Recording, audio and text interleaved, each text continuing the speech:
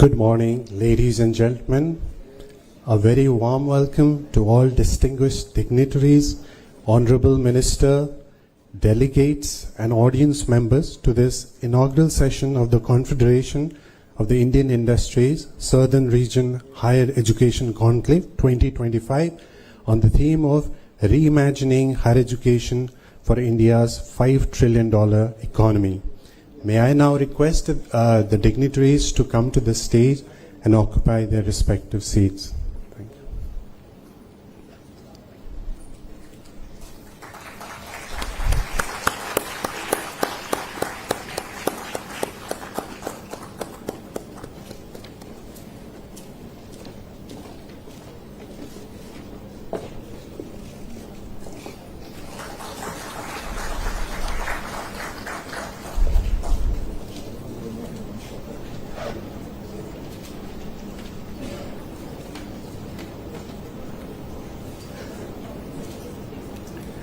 Thank you so much. So without further ado, let us begin the inaugural session. First, it is my pleasure to invite Dr. Ashwin Mahalingam, Co-Chairman, CII Southern Region Task Force on Education and Industry Institute Linkages, and Professor and Dean, Alumni and Corporate Relations, IIT Madras, to deliver the welcome remarks.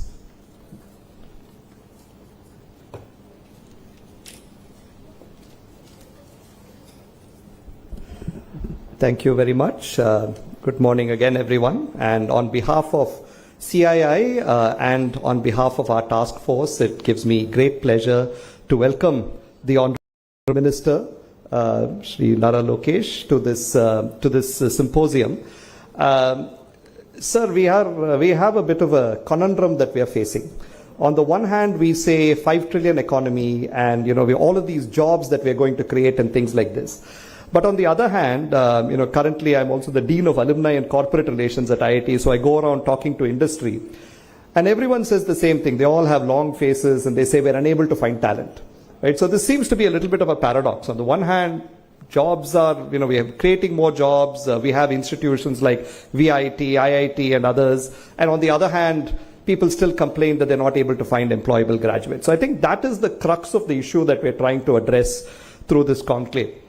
Now, as we were coming up the elevator, I was just telling the Honorable Minister that he and I have something in common. We both went to Stanford. And I just completed my PhD when he entered for his MBA.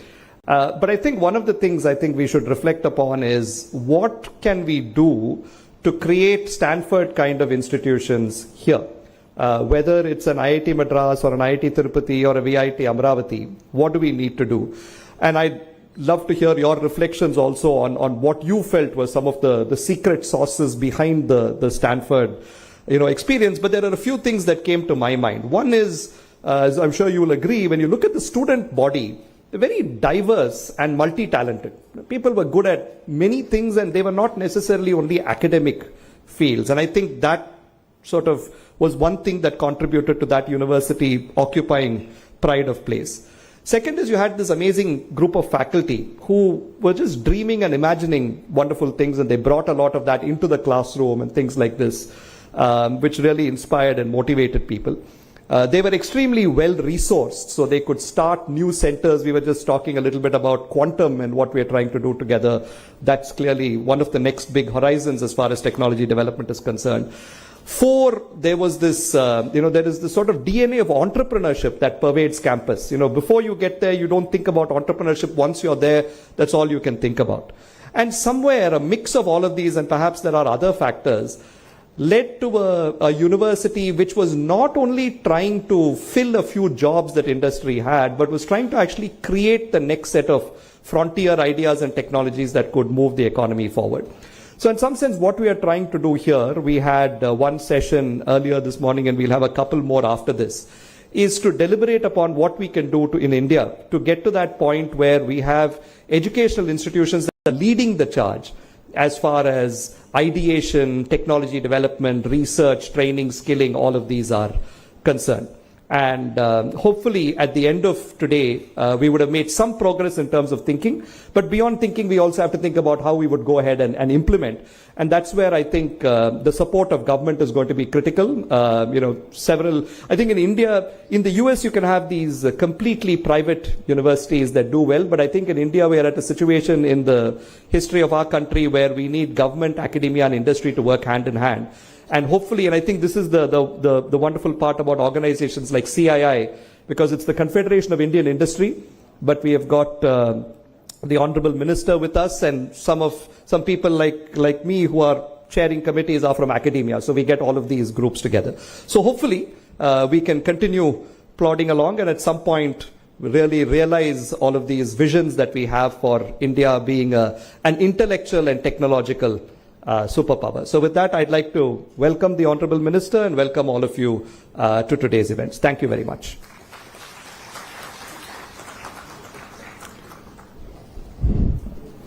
Thank you, Dr. Malingam, for that insightful start to the morning.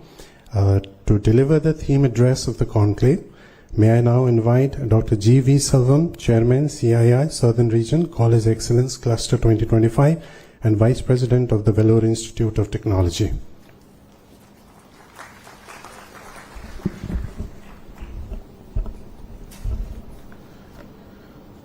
Distinguished guests, respected member of CII, leaders from academia, industry, and dear friends, good morning. At the outset, I like to thank our young and energetic Honorable Minister, Brother Mr. Nara Lokesh, for accepting our invitation. When we started discussing about this conclave, where to conduct and who should be invited, everyone immediately said it should be in AP. Do you know why?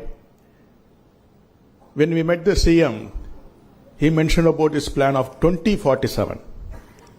He was planning for Quantum Valley. Always he used to say, if a person who thinks about next election is a politician, a person who thinks about next generation is leader. Our CM is a leader. So everyone said it should be in AP. Then who should inaugurate? Then no other option, our chief guest, young and energetic minister. CII, an organization that has constantly played a transformative role in shaping the nature's future. Through centers of excellence and partnership with the government on policy initiatives and deep engagement with industries, CII has truly been bridge between aspiration and achievements of our country. To all the members of industry here, I see you as partners in the same value chain. In higher education, we nurture deliver professionals. They in turn work with you to create products and services which ultimately fuel India's economy.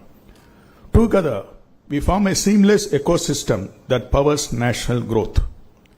As we reflect the theme, reimagining higher education for India's 5 trillion economy, I can't help but look back. At a distance, we have traveled the road that lies ahead. Somewhere in the journey, we must pause and ask, what must we change? What must we preserve? And how do you prepare our youth, not just for jobs, but the future itself? Last year, I met an alumni in the US.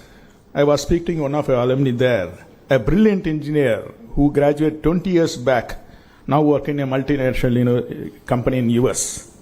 He said, the quality of work of Indian offshore team has declined so sharply that the cost of rework and correction often outweighs the savings from outsourcing to India. The trust in Indian graduates, he said, is slowly eroding.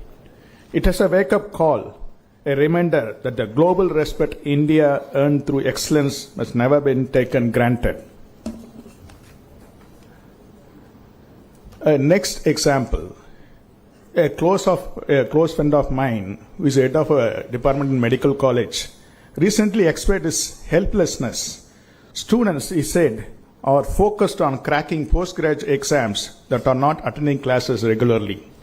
Unlike earlier generations of medical students who would study every page of the human textbook with dedication, today's learners often rely on short videos multiple choice questions, and YouTube and coaching apps. These incidents point out one uncomfortable truth. What I can come to realize is, in our pursuit of making education accessible to everyone, which we had indeed achieved to some extent, but somehow long way, we have lost quality that one hour defined us. Today, we often hear from the industry, things are just not made the way it used to be, where its products, services, or even professional competency and craftsmanship we are once proud to be fading. In a rush to expand, we have perhaps forgotten the excellence, not just education, it truly builds a nation. Mediocrity has become normalcy. This needs to be changed. Our country traditionally known for excellence in whatever we did and built. It's time we reclaimed our legacy.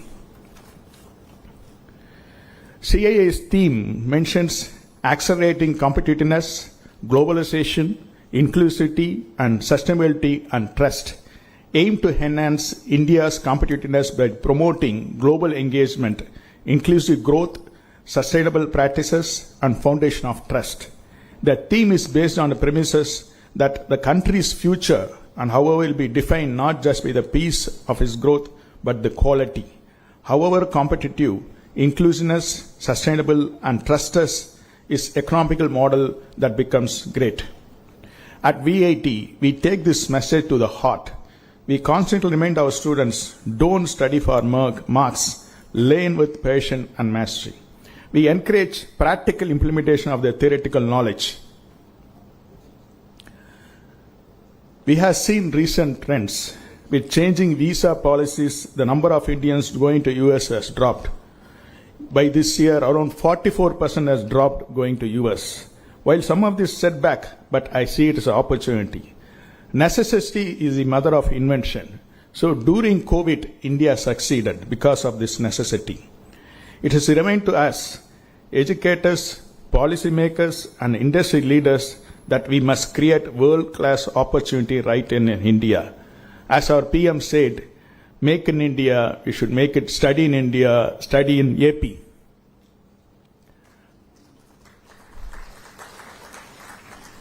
To achieve 5 trillion dream, our higher education must shift focus from producing job seekers to nurturing job providers. At VIT, our students receive much support for entrepreneurship as they do for placements. Every startup we nurture, every idea we fund, every innovation we encourage contributes directly to the Indian economy and social transformation. The new magic word, AI. I want to see AI in a different angle. And finally, we cannot talk about future of higher education without addressing artificial intelligence. Yes, AI can make more efficient, but over-dependency can make us intellectually weaker. I often notice even a simple student request letter today identical. Why? Because of ChatGPT. Human civilization has progressed because every generation dared to push the limits of its thinking. Each era expanded the boundaries of imagination, creativity, and intelligence. But today, the rapid rise of AI, we quickly outsourcing even our thinking. The work that our challenge our minds is now being handed over to machines. If this continues unchecked, human evaluation will not move forward. It may in fact start to reverse. Our brains, like unused muscles, will begin to lose their strength. We must make our students aware of its danger. Technology should enhance our productivity, not erode our creativity. It is wonderful when machines take our physical burdens like washing machines, dishwasher, or perform tasks beyond human capability. But when they start doing our thinking of us, we risk losing what makes our unique human and imagination. So today, relying entirely on calculators, smartphones, and internet. But what happens if one day these tools are no longer within reach? True learning must live within us, not as a device, not in the cloud, but not in our own minds.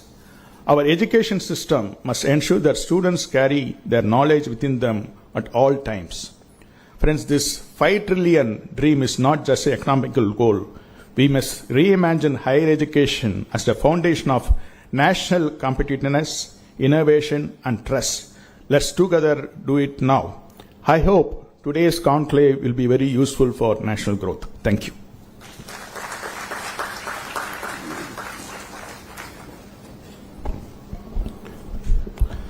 Thank you, Dr. Silvam, for setting the tone for today's discussion and for that thoughtful and inspiring speech. Moving ahead, we are privileged to have with us Mr. Philip Asmus, founder and CEO of First Gen UK.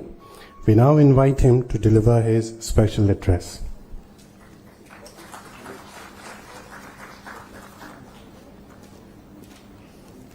Good morning, everyone. Good morning, Honourable Minister and delegates. It's an honor to be here. I don't think anybody knows me, so just like 2 words in regards of that. I'm originally from Germany and have some masters and did a lot of stuff in my life. I've been an entrepreneur very up and an entrepreneur very down, and had a lot of experiences in regards how real life in entrepreneurship is. And I dedicated my life to a thing which is, in the beginning, a lot of people said, Philip, you're crazy. What is innovation also about, right? So reimagining education is one thing. You need education in order to create innovation. And when you monetize on innovation and have the impact as well, you can put something back in order to have more education, to democratize education as well. Not everybody has access to it, as we all know. So we started here in this university, Mr. Rajvangapandu reminded me, in December 23. So, and out of that, we created, out of innovation, 134 companies out of innovation out of India. Because what we do is, with a value, by the way, like more than $1.5 billion. So this is wonderful. And the journey, what we started 1.5 years ago, is about the following. If you look at the numbers in innovation and the actual outcome is, in my opinion, somehow devastating, right? 3 to 4% of all innovation globally get funding. We know the numbers 90 to 99% up to fail. A lot of dreams, explode somewhere. And so a lot of potential is wasted. The innovation deployment is way too slow. So when I reimagined after quite some painful journey in life is like a new way how to create value, how to create companies, how small and medium-sized companies are born. So how to increase the number of successes, how to give access to everybody to make it, right? Because usually it's a lack of knowledge, lack of resources, lack of money, lack of trust-building capabilities. So this is why we put also investment banks, like not the best topic here, but say we invented the first alternative to venture capital itself, right? So as a university or as an innovator, you have like multiple ways of monetizing this, like starting your own company. So you risk it all. But imagine you invent like 100 things. You can focus on 1 or 2, right? 98 are lying somewhere. Or if you have like a portfolio, like a lot of innovation is like wasted in the drawers, right? You can't lift the monetary part where you can do something good with it, reinvest into research and development or scholarships and whatsoever not. So as I said in the beginning, we already built 134 companies as basically as a test run, and now we are executing on it in thousands. So our goal could sound a little crazy here, but it's a new model. We automate and standardize company building, right? And it's a fair payout system, so we don't have a round financing. But our goal is to build up to 100,000 companies per year. We are able to cut the cost by 99.x%. So we reduce the risk in early stage by 99.x%. Right? The rest we cover with our earnings, so we basically can deliver their companies basically risk-free in early stage. The value we generate comes from like up to 20 times faster system than nowadays manually expansion. And so we can generate value better, right? So we can offer a service to students. First time you can think about, hey, I can push the risk and the sleepless nights and the hassle to a third party, also in masses. And this is what we offer, and we are now expanding. So we are, within the next few days, we are thankfully, I got informed that there are a few thousand ideas and patents we will put in the system, so we can potentially generate, I don't know, 5 to 10 billion in value, also in cash out of it, where we hopefully can also give a lot back for the pre-trust in this new thing. Also to India, to also the state of Andhra Pradesh. We had like a lot of talks here, and to the region in order to unitedly do something better. So this thing is not a competition to venture capital. There are a lot of upsides, a lot of hopes, but it's an addition. Let's put it like that. So what I mentioned before, you couldn't either do it yourself, sell it, good luck, or have royalties, and now we get at another layer that you can push it in masses as a service, right, to monetize on your innovation. And if you are fast in innovation, if you monetize in masses, and our own earnings we take and also put that in purposeful projects, right, non-profits, we can actually unitedly, I think, with innovation and implied education, we can change quite a bit. So everybody has the same chances. We generate jobs. We expect up to 50 million jobs per year out of that program, right? So I'm talking also internationally to a lot of governments, and basically it's an interesting discussion, like how many jobs do you want to have? So we can create basically a new type of company, small and medium-sized enterprises, on a date or a certain time frame, right? And this is an interesting discussion, and this is basically on a fixed price, and everybody wins. So it's not on the shoulders of the academic side or innovators, because nowadays they usually don't earn that much. It's usually the bigger money who gets the biggest pie, and the academic side, the brains behind it, or you're sitting here, usually has like a small pie in the end. And it's also one thing we want to change. So thank you for listening just for a few minutes here. Hopefully we can add a lot of value to the region, to the people, to all innovators. And if you have any questions also later on, we're here for a few days. Here we have for the CII Partnership Summit. Thank you very much also for the invitations, and have a great, wonderful day. Thank you.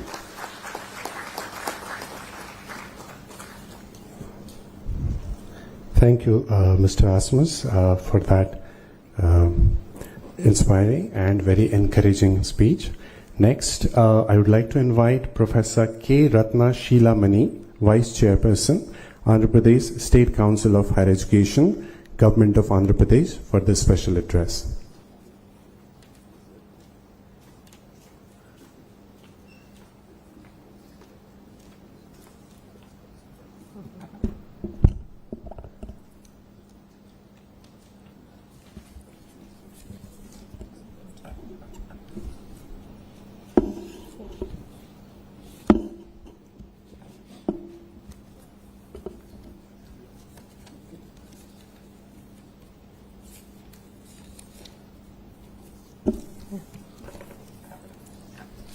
Distinguished guests, particularly the Honorable Minister for HRD, Sri Lokesh Garu, then esteemed academicians, respected industry leaders, and all other members of the distinguished audience, and the students also. It's a privilege to be here to speak on this occasion of this important topic, reimagining higher education for India's $5 trillion economy. Well, all the topics which have been identified for this meeting, for this conclave, are of great significance, and which have been discussed on and off in the last few decades also, particularly in the last couple of decades.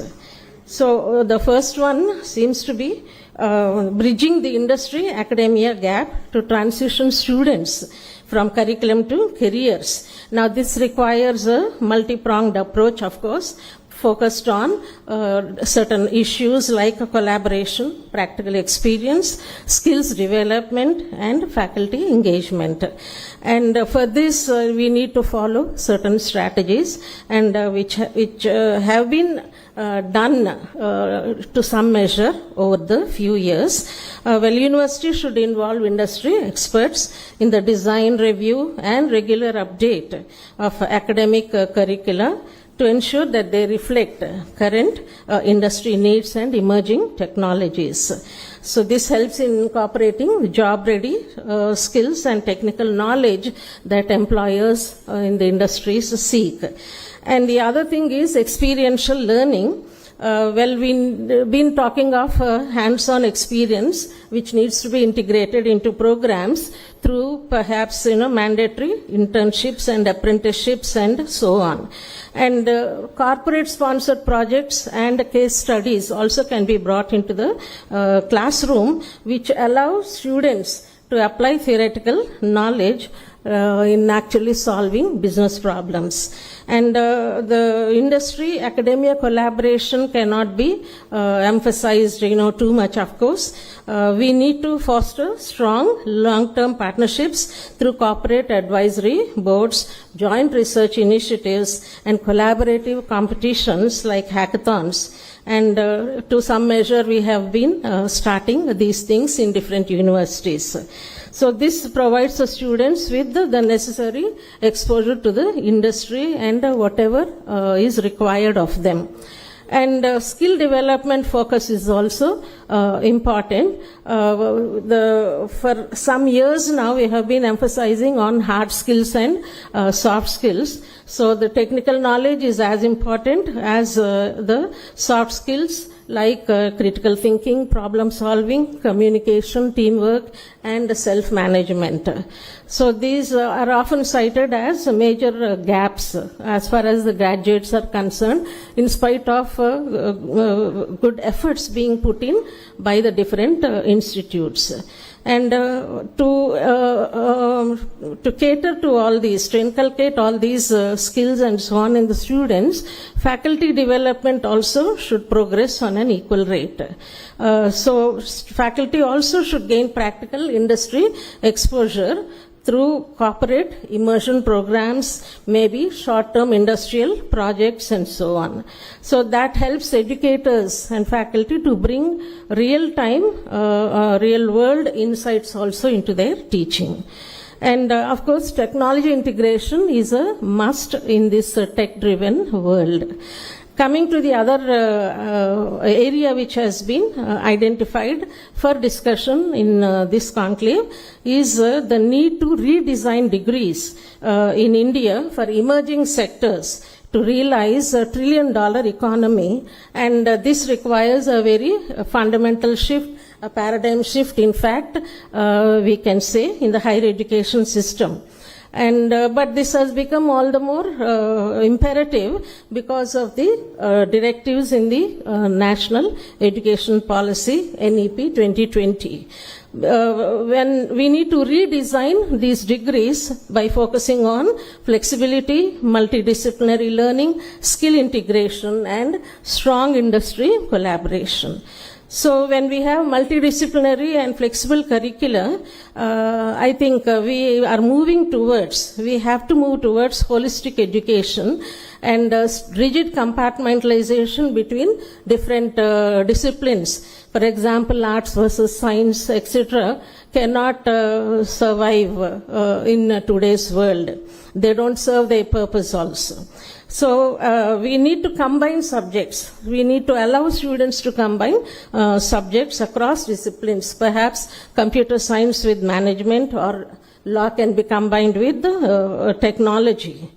Now, the other need is to integrate vocational and skill-based education into the curriculum, into the mainstream academic programs, so that the skill gap which exists in the graduates can be addressed.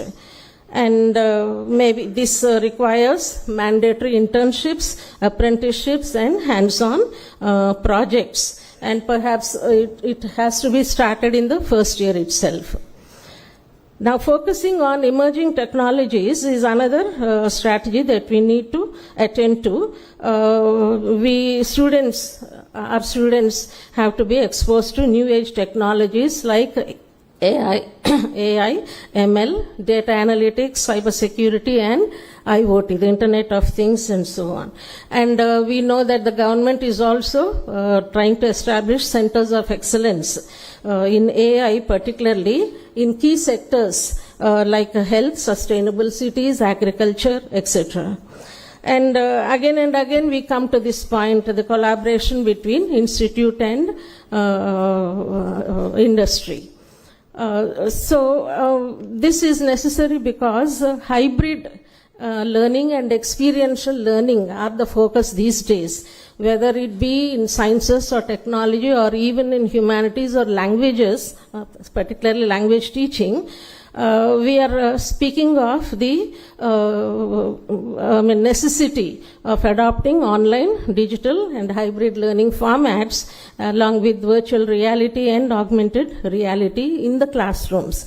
So this is what we have for long been describing as learning by doing.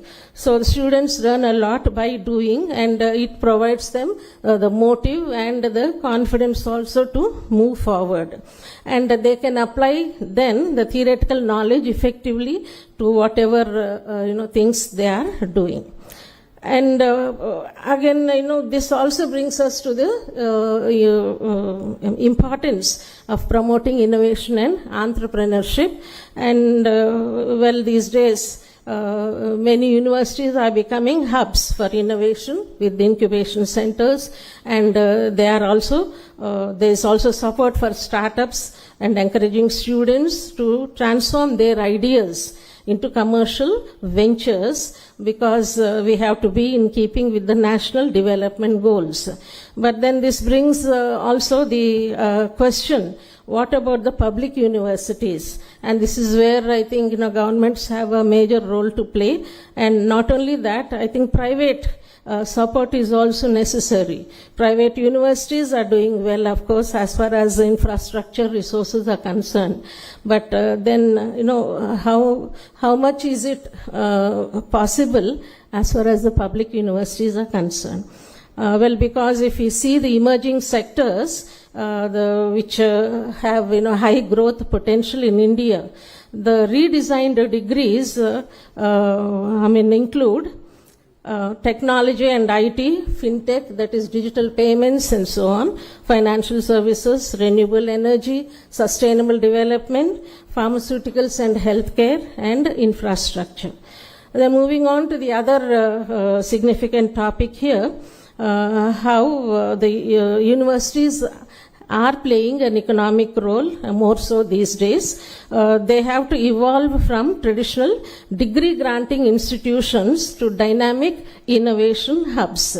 In the process driving regional growth and national economic growth. So for a long time, universities had two functions, major functions, education, teaching and research, of course, doing basic fundamental research. But I think they are now called upon to serve another mission, that is to serve as innovation hubs, to foster innovation among the students. And the thing is, universities are known to generate new knowledge through cutting-edge research, of course, but then which needs to be commercialized through other mechanisms like patenting, licensing of intellectual property, and so on. And again, fostering entrepreneurship also cannot happen without the collaboration between the university and the industry. And for innovation, again, you need lot of infrastructure. That's the point I've already made here. So again, if universities are required to play a significant role in this whole process, then how are public universities going to be performing? That's the question. And of course, universities also can serve to create job creation in the locality, in the region. So regional economic development also is possible by attracting investment and also contributing to whatever that region is famous for. So it may be fisheries, or it may be marine biology, or it may be some other thing which that particular region or district is famous for. So by contributing to knowledge in that area also, and performing, encouraging students to do more research, I think that way also to the universities can contribute to the local regional economic development. And the other aspect is internationalization of education, which has always been there in the last, I think, decade or 2 decades. Several universities have foreign students, of course, and also in the research programs. So in this way we need to integrate an international, intercultural or global dimension into education. This is with the aim to prepare students for an interconnected world because of the impact of globalization. And there are several benefits, of course, of this aspect. One is economic. Well, in many countries they see at the additional revenue that can be achieved because of the presence of the international students. And the other one is academic and educational.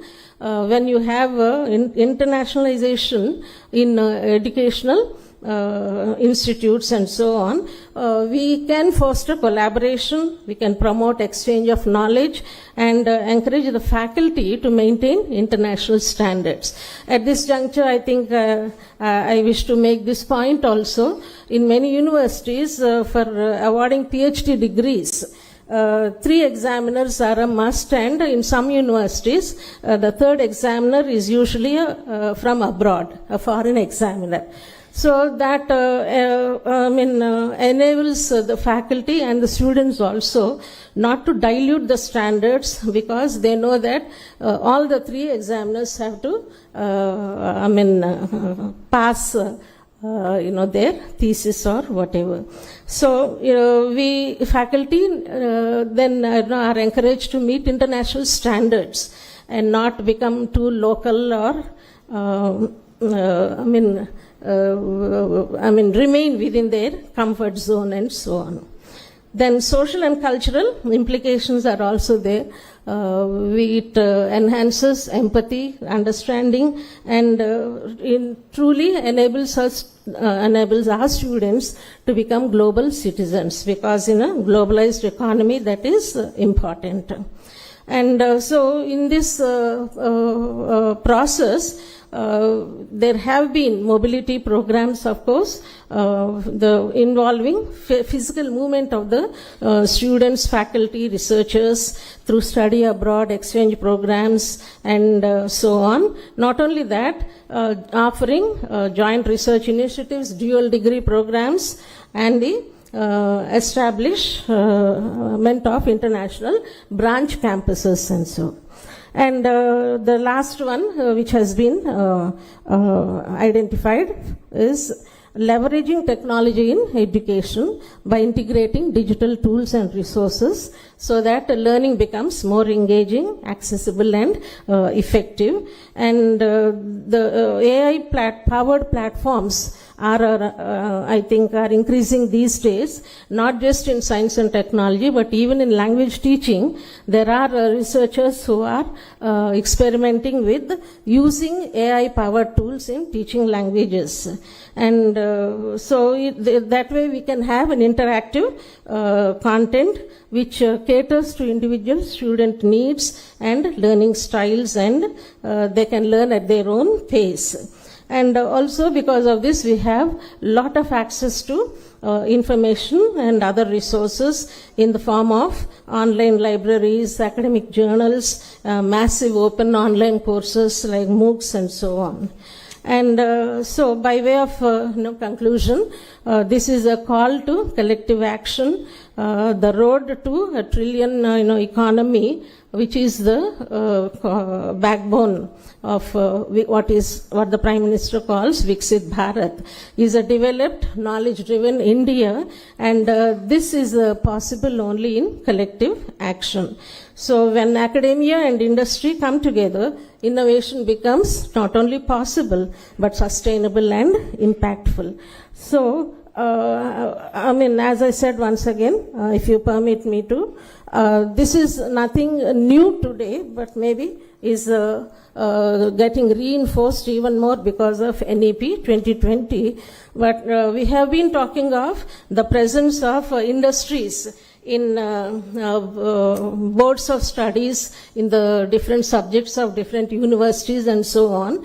Well, we do have industry experts in the board of studies, but usually, they might be busy to participate in our boards of studies, because when we are talking of revising and updating our curricula to the industry needs, well, their suggestions are very important. But sorry to say, though this has been going on for a lot of time, at the most, there is only a tangential involvement between the industries and the universities. So, more industry involvement in the universities, in the institutes, I think will result in a much more fruitful and fruitful economy, and also in terms of scientific and technological development. Thank you for giving me this opportunity.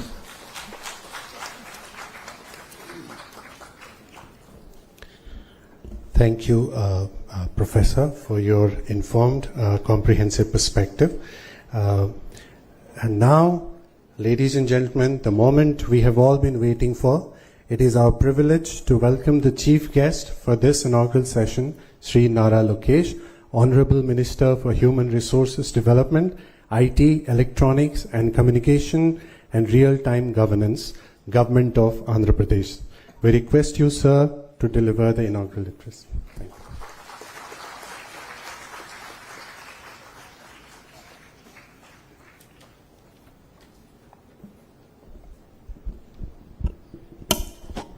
Distinguished guests, industry leaders, academicians, innovators, my dear students, good morning.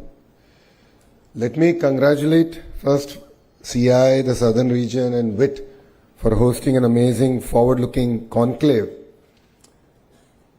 But I don't necessarily agree with them. The vision set here is reimagining higher education for India's $5 trillion economy. We should be thinking about our $30 trillion economy. India is going to achieve 5 trillion. Whether the leaders who are sitting here do what they're supposed to do or not, we will achieve $5 trillion economy. The question is, how fast can we achieve the Honorable Prime Minister Shri Narendra Modi ji's vision of India achieving its $30 trillion economy depends on the kind of reforms, collaboration, changes that we all do together here. Economic growth is not possible without intellectual and human capital being harnessed. Higher education is not merely a sector for me, it is a strategic pillar here in Andhra Pradesh. 54% of our population is under the age of 25, which makes us one of the youngest workforces. It is a greater asset, and yes, demographic dividend is here to be harnessed.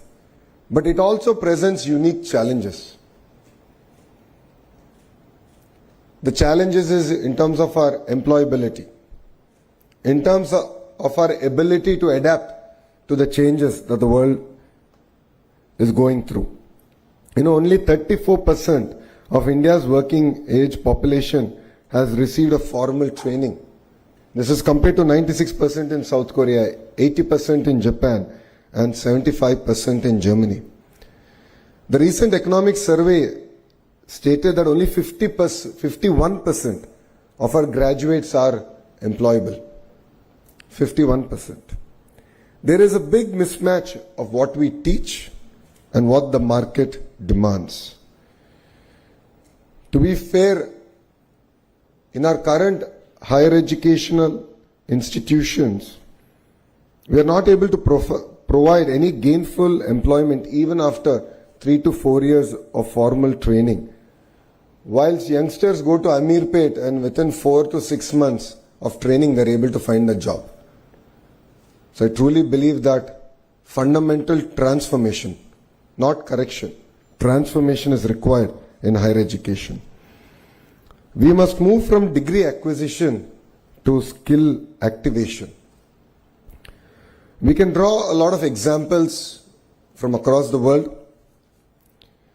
Dr. Ashwini ji just mentioned about Stanford University and asked me to explain why Stanford has fostered innovation. And to be fair, it's a very old institution. It has built itself organically. But the most important thing is the ability of the institution to transform itself, to adapt to changes around itself. And when I went to Stanford, I was part of the old curriculum at the Graduate School of Business. I was literally the last batch of the old curriculum. And Brahmnews, my wife is also Stanford MBA. She was part of the new curriculum. And there's so much of sea change between the curriculum, the approach, that even universities have to start transforming themselves. Otherwise, they become irrelevant.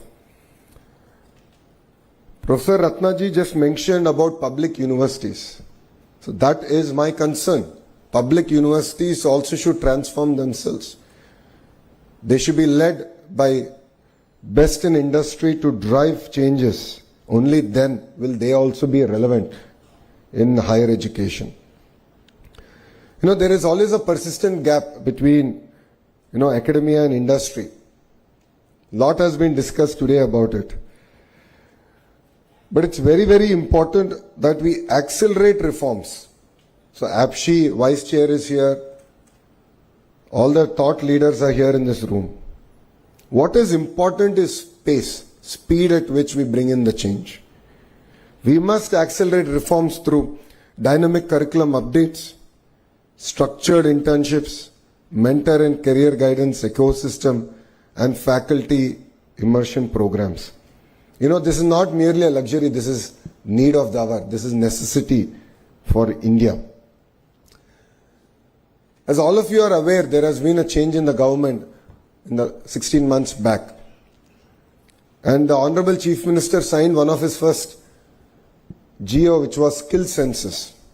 And the idea was, how do you assess the citizens across various traits? And then what kind of skill intervention we should provide. As leaders have said, Mr. Naidu is a visionary. He always looks ahead of the time. And then he leaves execution to youngsters like me. We tried skill census in its traditional census format in my own constituency, Mangalgiri, and we failed miserably. We were unable to assess across the various traits that today people are gainfully employed. And that is where we have just launched an initiative called Naipunyam.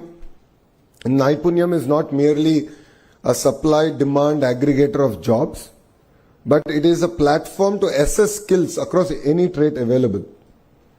And that is where AI has really come to help us. So you're an AC mechanic or a two-wheeler mechanic to an AI engineer, you will be assessed using AI, and we will be able to give you clear skill interventions, including training, so on and so forth, to help you upgrade. Our youth is globally recognized for their adaptability, discipline. And to be fair, Andhra Pradesh has led the revolution of IT from the front. And that is why if you look at all the major global institutes and companies are all headed by people from the 2 Telugu-speaking states. We have great institutions now in Andhra Pradesh, including WIT, the IIT Tirupati, IIM Visakhapatnam, and of course our public universities are going through their own transformative phases. But what makes it even more exciting is Andhra Pradesh has positioned itself for the next generation of jobs, next generation of startups. It could be in data, it could be in quantum, it could be in innovation. Andhra Pradesh will lead from the front. Drawing from the inspiration of our Honorable Prime Minister, we have created our own vision 2047 called Swarnandhra. It is to achieve a $2.4 trillion economy here in Andhra Pradesh by 2047. And to all the youngsters here, because you will definitely see this vision happen, you will see 2047. Take it from me, we won't need that much time here in Andhra Pradesh to deliver our target. I believe that there are 5 transformation pillars that are very, very important for us to achieve it. One is curriculum to careers. It's very, very important to shift from textbook learning to competency-based problem-solving education. And every syllabus must be co-designed by industry to be measured against employability outcomes. Professor Ratnaji explained that industry apathy is there. I don't necessarily agree with her. The titans of industry have very limited time. We as a state have to be proactive. We have to deliver on the speed. We shouldn't waste their time. Only then will they be willing to invest time to help us transform our entire curriculum. So APSHI should work even harder than they are, including the chairperson, to involve the industry in terms of bringing in the requirements, changes to the curriculum. Research and innovation is the second pillar. Each university COE must host incubators, patents and startup hubs. It's very, very important that we also tie up with other global universities. I've had an opportunity to be to Australia. Recently I visited quite a few universities in a very short time I was there. It's fascinating to see the kind of research that's happening there and how each university over a period of time has developed deep understanding and deep research in a sector. So a great example of this is a New South Wales University, which is, while it offers courses across sectors, their specialization is in solar cell.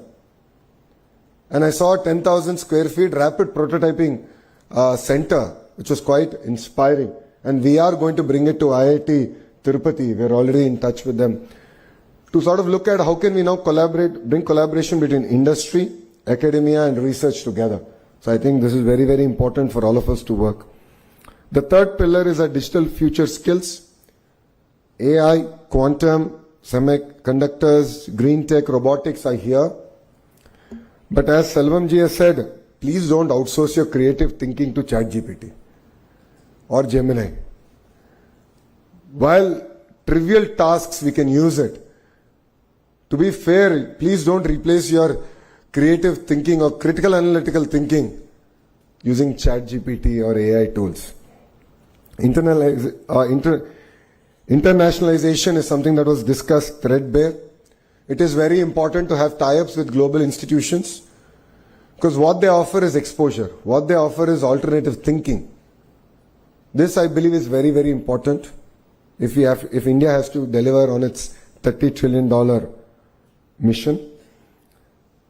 Inclusivity and regional balance is the other very, very important subject, and this is something very core to the heart of this administration. While Amravati is our capital and there's a lot of work, I'm sure all of you would appreciate, now that rains have subsided and we are able to restart all the works here in Amravati. But for us, all regions and all parts of the states are equally important. But what we have done is a very focused clusterization. So if you look at Anantapur, it's the automotive hub. Kurnool is the renewable energy hub. There's a lot of cement manufacturing coming in that zone because they have limestone. Electronics manufacturing is coming between Kadapa and Chittoor. A lot of work is happening in compressed biogas in Prakasam district. Erstwhile Nellore district is already diversified. All of you will be surprised to know 50% of India's air conditioning is manufactured here in Andhra Pradesh. We've signed with LG, Daikin and Blue Star. We're going to take this to 70%. Imagine one cluster, 70% of India's air conditioning is going to come. Compressed biogas, as I said, in Prakasam. Here in Krishna Guntur is capital. We have quantum now coming, and we have few other industries coming here. East-West Godavari districts are exceptionally well known for their fisheries, and we're working hard to take that forward. North Andhra is going through its own transformation. It's going to be $1 trillion ecosystem, starting with a pharma hub, chemical hub, medical devices manufacturing hub, to a steel city. I thought we'll be building one new steel city. It looks like we're going to build two new steel cities in Visakhapatnam. And the entire data ecosystem, IT ecosystem that's getting built out there. Why am I sharing this with you is we believe in the power of vertical and horizontal integration in each of these clusters. So let me take an example of your mobile phone. All of you are taking pictures, so I thought that was apt. You have a screen, you have a camera lens, you have a lithium-ion battery in it, you have a haptic engine in it. All these are roughly manufactured by about 1,000 suppliers. And our vision here in the state is to bring these 1,000 suppliers to that cluster and build a thriving ecosystem. So looking at it from an end-to-end perspective, that's what I call verticalization. And horizontal is where my department, HRD, comes in. Curriculum, skill development, testing of equipment, and third thing is certification of this equipment. So when I met the Blue Star leadership, they said we manufacture 50% of India's air conditioning, but if I have to get a heat pump certified, I have to send it all the way to Germany. And why is that the case? Why are they not here? And you want to make it a 70% ecosystem, then we need to bring in the entire certification here to India and to this particular cluster. So what you're going to see in the next 3.5 years is a tight integration between our vertical and horizontal approach, and we'll create a thriving cluster in each of these zones. And I would like to thank CI for their continued support, but I would also like to request CI that they need to run at the pace of the Andhra Pradesh government. We've done consultative committees. We have a sense of urgency.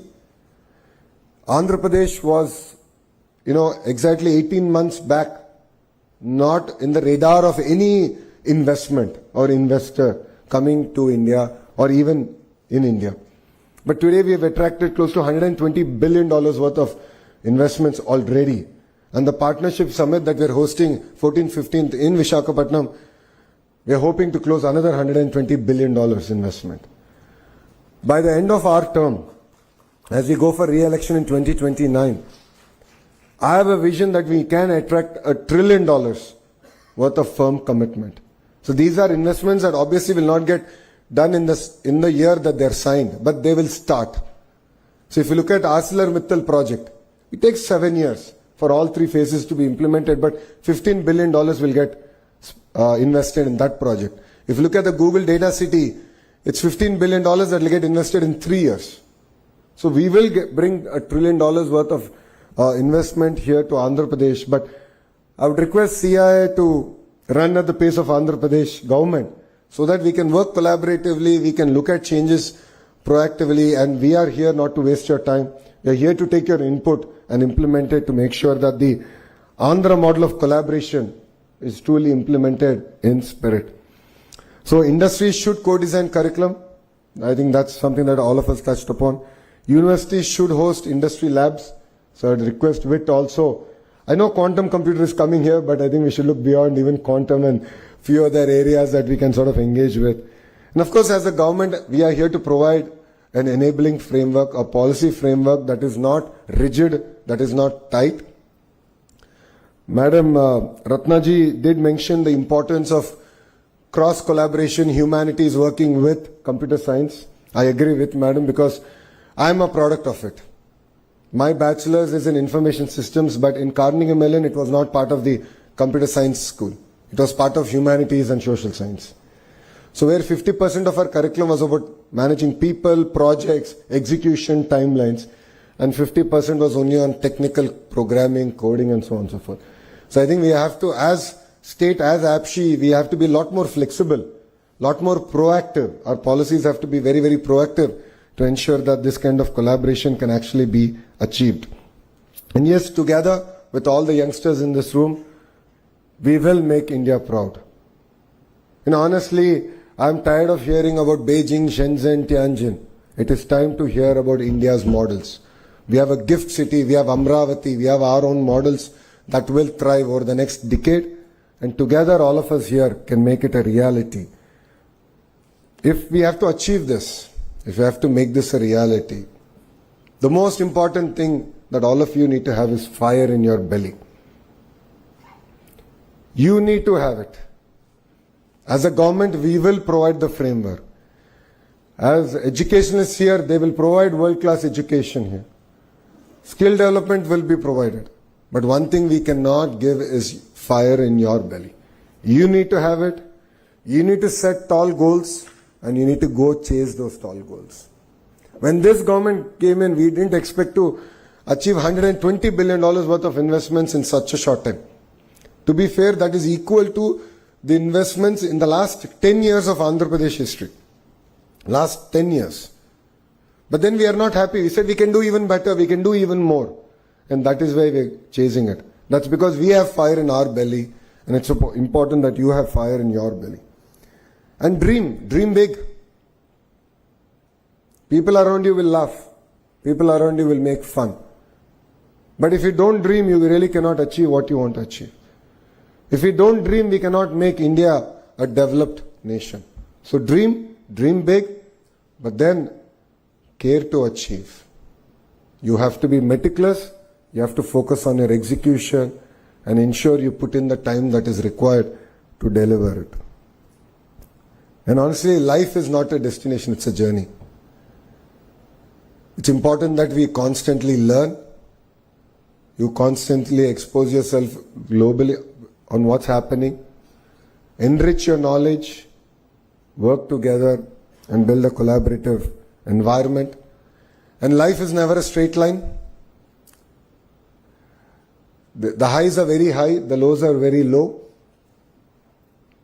If there's anyone who's gone through it, it is me. In 2019, when I contested in my constituency, which my party only won in 1985, I lost. A lot of people made fun of me, but I didn't care. I said my goal is set. I am going to go about achieving it. 5 years I worked hard.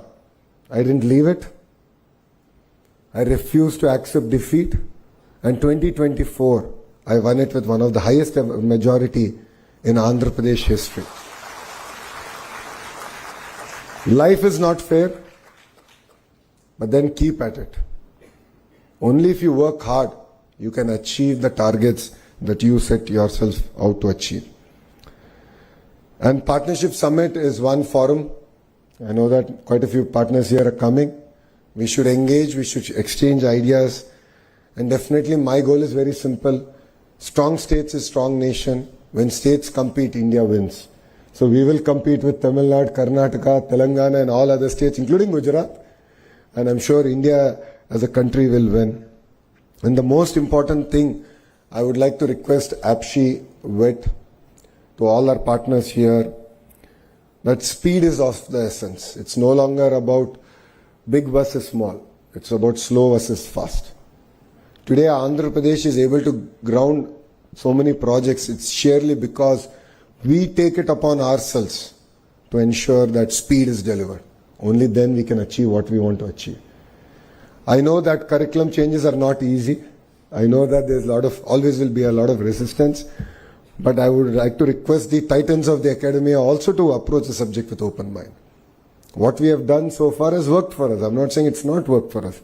But I don't believe it is enough to take us to our $30 trillion goal. So we have to have open mind. We have to embrace changes a lot more proactively. All the HODs have to look inward into their own departments. See how we can sort of improvise. It could be a transformation or it could be reforms. But we have to do it. There's no second thought about it. So I request all of you to embrace speed and definitely make Andhra Pradesh proud. And all of you are part of history. You know, when I was growing up, because everyone here is quite younger than I am. So when I was growing up, I saw Hyderabad develop in front of my eyes. I was jokingly saying, I've seen every part of Outer Ring Road get developed in front of my eyes. I remember how we used to crib that there was no connectivity to Shamshabad airport back then, but today it's of course very well connected. You're exactly seeing that magic happen in front of you here in Amravati. Next 3 years is going to be a really transformative experience for Amravati, for Andhra Pradesh, and all of you are going to witness history in making, and all of you should be part of this history. You should look at starting companies, you should look at nurturing things, embracing opportunities that the great state of Andhra Pradesh is going to give you. So thank you very much for having me here. And I look forward to more interactions. Next time around, I would love to interact with students, understand their aspirations, their expectations, and I'll bring my entire APSHI here. They will also have to understand, because I keep telling them they're yet to catch up to my speed. So they need to come in front of students. I think then they'll be able to appreciate the hunger, the fire in the belly that our children have. I look forward to coming back and interacting with students again. Thank you very much, and Jai Hind.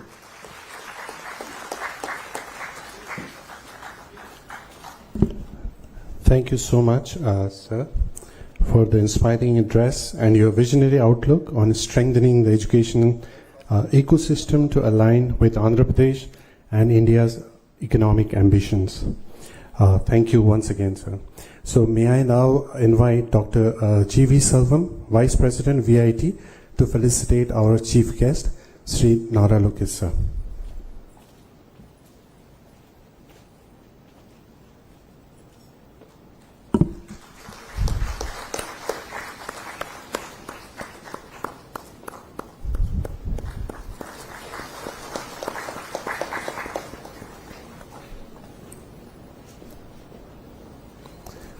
Thank you, sir.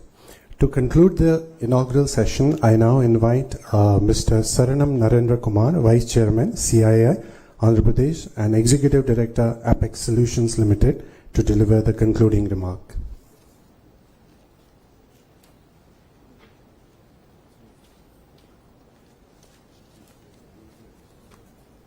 So good morning, everyone. It's always difficult to grab the attention after a fantastic speech by our Honorable Minister, but still I'll do my part here. So good morning, and Mr. Nara Lokesh, Honorable Minister for Human Resources Development, IT, Electronics and Communication, RTG, Government of Andhra Pradesh. Professor K. Ratnashilamani, Vice Chairperson, Andhra Pradesh State Council of Higher Education. Mr. Philip Assams, Founder and CEO, First Gen UK. Dr. G.V. Selvam, Chairman, CIISR College Excellence Cluster 25 and Vice President VIT. Dr. Ashwin Mahalingam, Co-Chairman, CIISR Task Force on Education and Industry Institute Linkages, Co-Founder, Okapi Advisory Services Private Limited, and Director, IIT Madras. And distinguished speakers, members, and industry and friends from media. Ladies and gentlemen, as we conclude the inaugural session and step into an enrich with newer ideas, insights, and forward-looking conversation, it is essential and pivotal. The higher education plays a vital role to become a $5 trillion economy. As our minister just now mentioned, that we need to be a $30 trillion economy by 2047. That is the mission for Viksit Bharat 2047. Along with that, and AP wants to be at $2.4 trillion economy, and we want to march along with the national guidelines.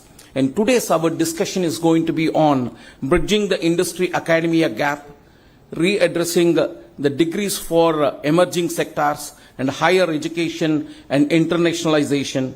Will explore how our education system and ecosystem can become the true engine for our national progress. So I would like to mention a few of my experiences here. So since how the ecosystem to be transferred. In one of the meeting, so I was talking to Rajiv Chandrasekhar ji. He was mentioning now the industries and all coming up where the metros are there, where the infrastructure is very well established. Now the future is getting transformed into the place where the knowledge is available, where the skill set is available, where the productivity is there. So industry is going to come to the places where the knowledge. Now this is the place where we have so many universities, the knowledge is here. I'm sure that this place will be a happening place in a near future. And apart from this, in one of our discussion, Mr. Bhatia, Apple CEO, when I was talking to him about how the production expansion is going on, he mentioned very clearly they have been in this industry in India, the manufacturing, because of these production-linked incentive schemes. When the schemes is not there, then they are not ready to be here in India. The reason behind it is the right kind of a manpower, the right kind of a skill set, it's not available, and we are far, far below than the expected productivity from the international standard. As well as the training the manpower, it is a cost, in fact. Once the people comes out from the colleges, and those they are not ready to deployable in the manufacturing. The reason is there is a big gap in it. In fact, India's demographic dividend gives us an extraordinary edge, but also a profound responsibility. Our education system must evolve to become more practical, industry aligned, and global connected, ensuring every graduate is prepared for a rapid transforming world. So, if you look at into Andhra Pradesh, it's standing tall across all other Indian states. The gross enrollment registry of ratio is 36.8% when comparing with the national averages, but we need to do a lot of catching up to be done to meet the international standards.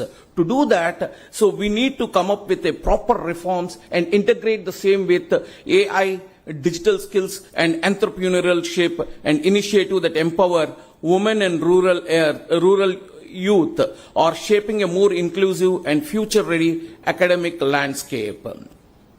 So the current landscape of Andhra Pradesh, if you look at it, Andhra Pradesh is hosting closer to 2,600 higher educational institutions, out of which 47 universities are there and 321 engineering colleges. All put together, we have been producing closer to 1.4 lakh engineers every year, or they are employable. As our minister just told that 51% is our employability, but my research saying that it is 45%, but still that's good enough, so 45. So, but still we need to do a lot here to increase our employability, what to be done and how it has to be done, etc.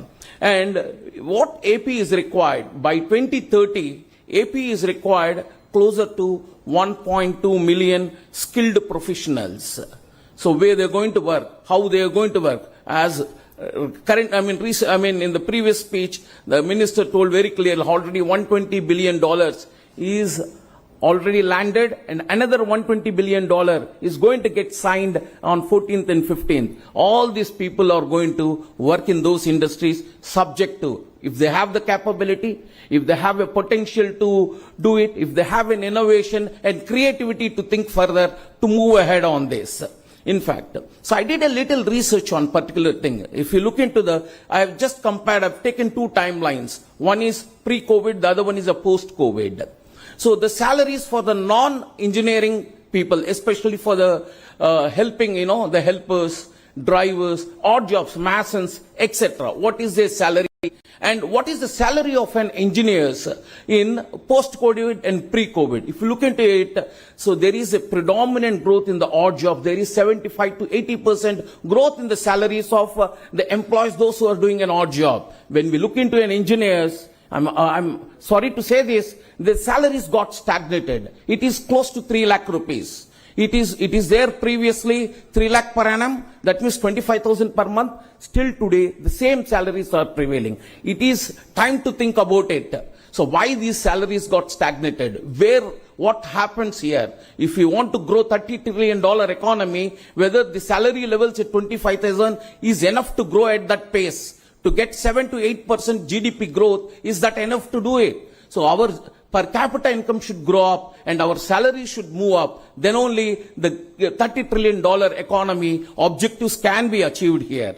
So the industry-academia gap is persist, and curriculum must better reflect modern skill demands such as AI, IoT, robotics and cyber security, research output remains modest, calling for a shift from teaching focused to innovation driven institution. So far we've been focusing on teaching. So we want a innovation driven institutions. Faculty development is uneven and digital access needs strengthening and global exposure for learned must expand.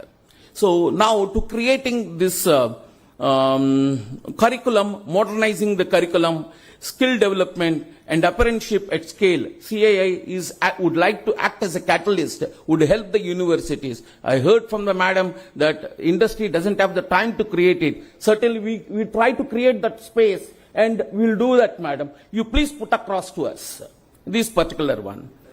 So the future of Andhra Pradesh will be shaped not only in factories, it will be shaped in the classrooms and laboratories where young minds learn to imagine, design and lead. Let us commit to building the ecosystem that is future ready, globally competitive and deeply innovative. Before we close, I extend my heartfelt gratitude to all those who have joined us this morning. So Honorable Minister, Mr. Nara Lokesh Garu, so we have very well taken, sir, the $30 trillion economy by 2047 and 2.4 trillion from Andhra Pradesh side.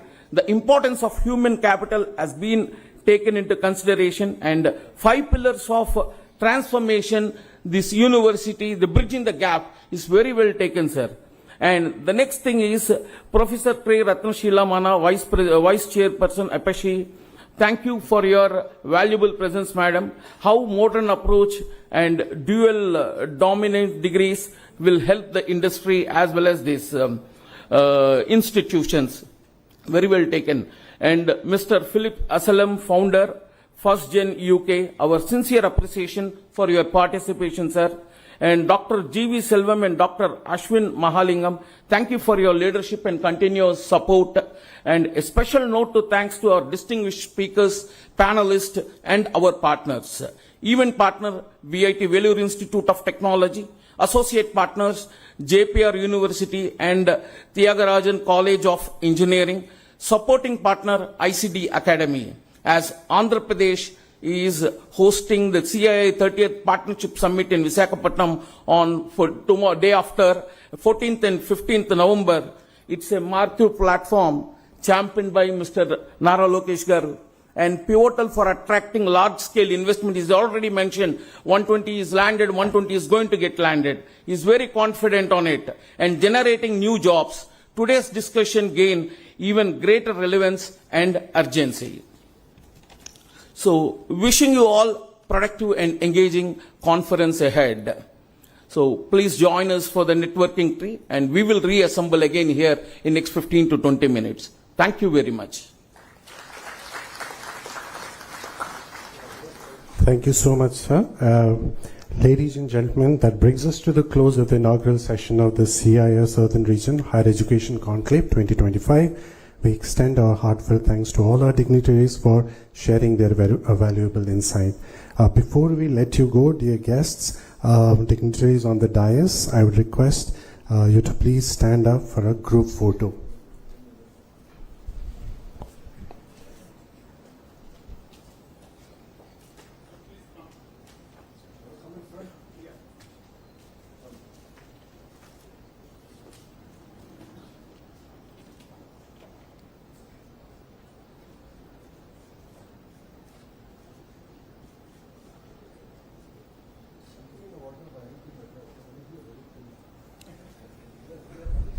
Running fast.